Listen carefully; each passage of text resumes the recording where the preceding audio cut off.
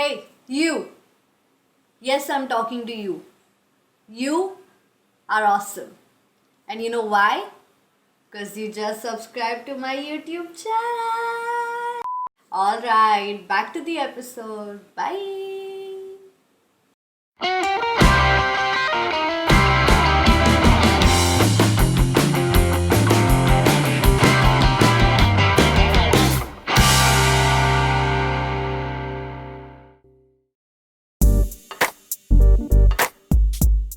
Hello and welcome to the ninth episode of Dimples Out starring Ayushi. I am your host Ayushi Amrute, and today we have this fierce, multi-talented boss lady who is the creator of Poliwag and the mother of House of Suraj.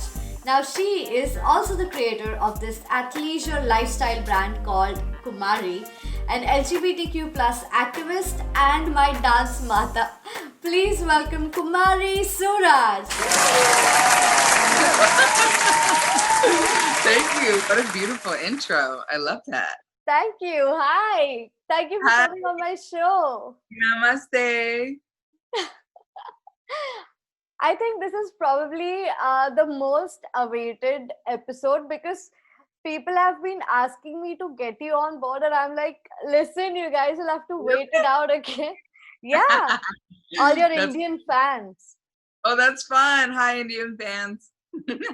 I just I want to know like how was it being like an international artist on an Indian dance reality show? Like how Mm. how was your experience?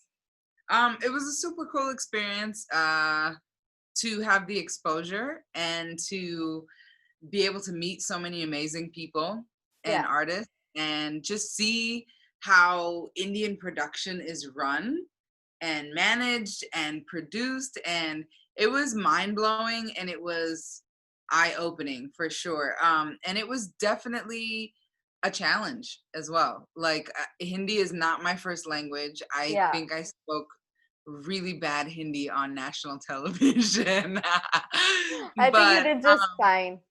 yeah, but but I think it would have been easier had it been my first language, one, had I understood more about like my Indian culture too. And I feel like I learned the most about myself as an Indian person through my experience on that show. Yeah, I mean, but then I know that you were on, so you think you can dance as a choreographer, but then how, like, you were here as a participant, like, was it way different than how it was, how it is in LA? Yeah, completely. Because American efficiency is more efficient. um, what to do? But I love Indian like jugaad. Is that how you say it? Yeah, like, oh, is monsoon season, the whole city's flooded. That's okay. You guys can sleep here tonight and we'll film this episode. Or like, oh, the whole set caught on fire. It's fine. Go take lunch. We'll be back in 15. Yeah, So it's I very love that Jagadu, yeah. about, yeah, I love that about the Indian work ethic. Like it taught me a lot of about no matter what you can accomplish and you can finish the task. Yeah. Like even if you break your leg, it's okay. You're gonna perform. I mean, indeed, you did an amazing job out there, Kumari. Like to survive on an Indian dance reality TV show is a task, and you did great. And I Thank you. mean, no doubt you were featured on like the official Vogue India website, being like the I don't think one of the top 50 most influential global Indians. And I'm just like, Yes, that was a shock for me too.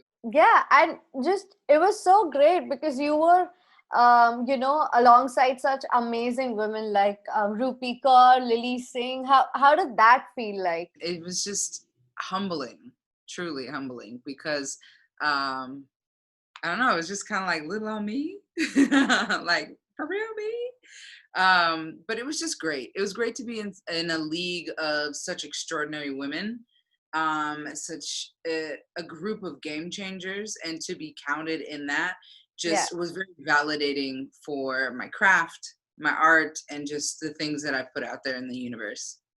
Yeah. But then how did you find out about it? Like how did you get to know that you will be featured? I will never forget it. We were at home in our apartment, my fiance Melinda and I, and she was in bed watching TV, and I literally like opened my laptop, did my thing, was like, and she goes, what's going on? She thought it was like a bug or something. She's like, what's going on? I'm like, Vogue India, and like losing my mind. And I'm just like, and I'm being extra too, because I'm like, do they want me for a cover? Like, this is my dream. Like, I'm this. Being so dramatic. But it was a little article, but I'm totally fine with that. It is still like a huge deal, Kumari, and you deserve it. You deserve all of it. Thank you so much. Yeah. Let's talk about Malinder. Okay. I've been meaning to ask you this. You two keep calling each other fiancés, but then who proposed to whom? And like when did that happen? That's a fun story. I wish she was here to tell it with me. But I actually proposed to her. Ooh. How? Yeah. What did you do? It was actually at a Whackfest event. It was a big queer LGBTQ extravaganza. Everybody was in costumes. It was a gorgeous night. The mood was right. My nani was there, which was amazing. She came for the whole event, and friends and family were there. And I set it up as my judge's demo. And I was like, hey babe, can you like dress like a prince, and then like I'll dance for you and I'll be like your space alien goddess. That was the theme. And she's like, yeah, sure. So sat her in the middle of everybody, turned on the music, which was a song of ours that we shared, and I started like, you know, mesmerizing her and dancing for her, and to the point where I could tell in her eyes that she had forgotten everybody else was in the room. And once I got her to that moment, then somebody handed me a mic, and I got down on one knee in front of everybody, and the whole place just erupted. Like people were crying and screaming because it was a room full of gays. So like everybody was just thrilled, because a lot of people after that had said they'd never seen a queer proposal before in person. So I got on one knee and I said, I love you from the bottom of my heart, and you're the only person that I want to spend my life with for this lifetime and the next 8 to come. So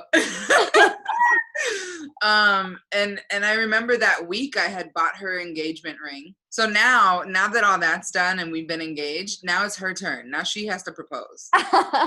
But yeah, no, because it's fun because we're a queer couple.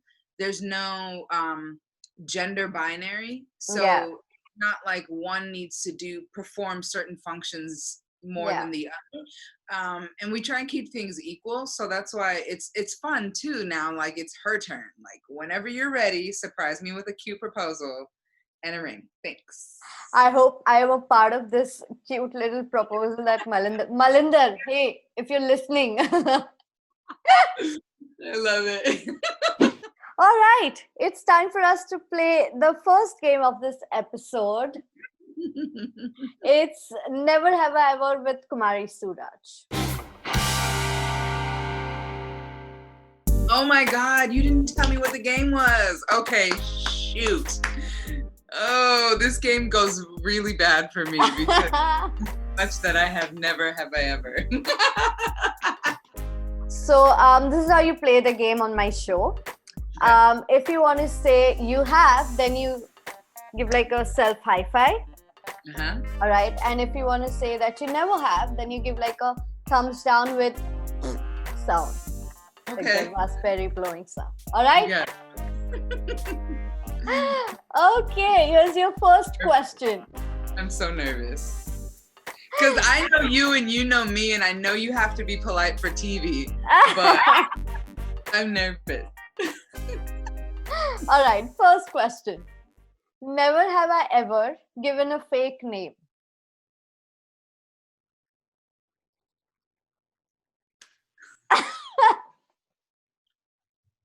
Absolutely. Um, all right. Who was it for?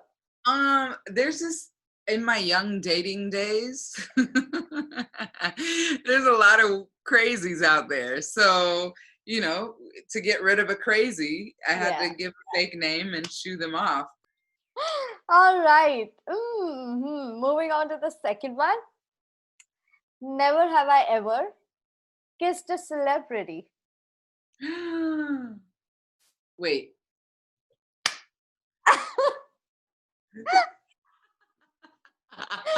Well, I'm not telling. fine. All right. I can spare you for this one. Never have I ever performed in front of an audience while being drunk.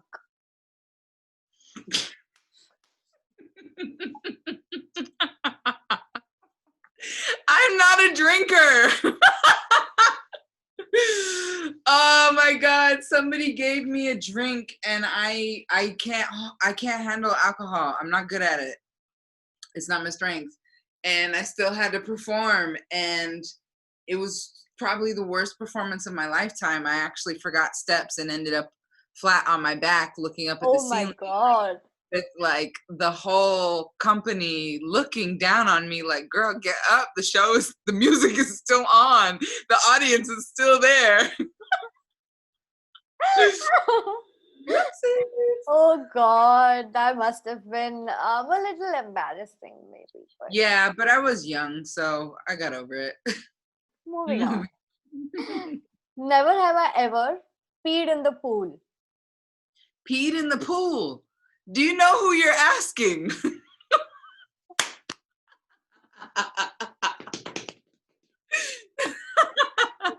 I was a bad child.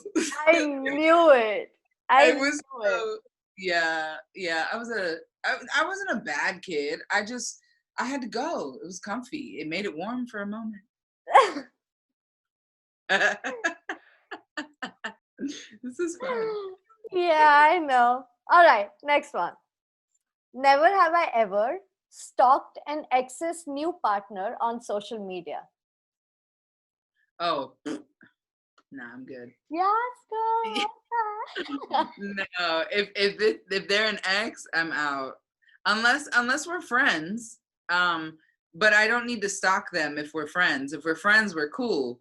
And if you're an ex and I don't like you and I don't like the person you're with, why do I need to spend my time and my energy looking at you? What's the point? Yes. There are other things to do, like paying my rent. Like, oh man, I should have had a drink before this. Well, yes. Congratulations. You did amazing, Mari. Thank you. I hope I passed and got my driver's permit. You sure did. You can drive this show now. That was bad. Anywho. You're gonna edit that out? Yeah.